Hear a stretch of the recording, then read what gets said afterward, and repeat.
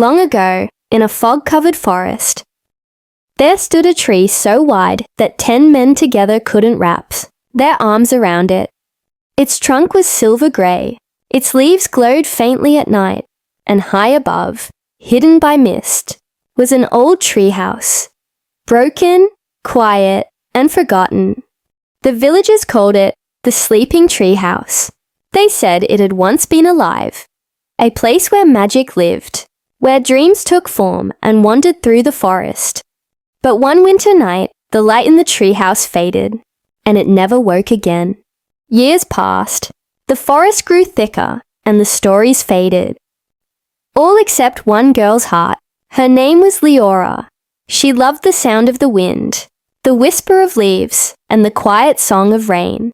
One night, as she walked near the forest edge, she heard something strange, a heartbeat.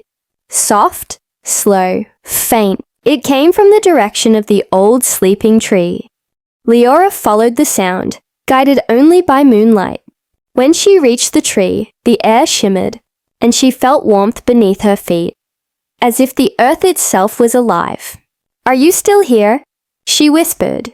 And for the first time in 100 years, the tree answered, a voice deep as thunder, gentle as a sigh. "I am," said the tree, "but I am fading. My dream is trapped. Above." Liora looked up. The treehouse was barely visible through the mist.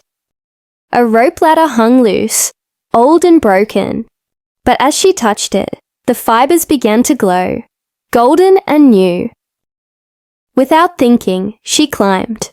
Each step hummed with ancient magic. When she reached the top, the air felt thick and heavy, like a place where time itself was sleeping.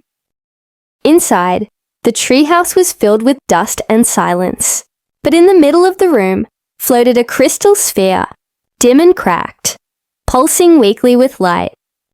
Liora touched it, and the light burst open. The whole forest shook. The walls of the treehouse shimmered like water. Images flashed, laughter, children, stories told beneath moonlight. The life that once filled the sleeping tree. And then she saw her reflection in the crystal, not as a girl, but as something radiant, crowned with leaves and light. "You're the new keeper," the voice said. "The tree needs a dreamer, and you have always listened." Liora felt the warmth spread through her body.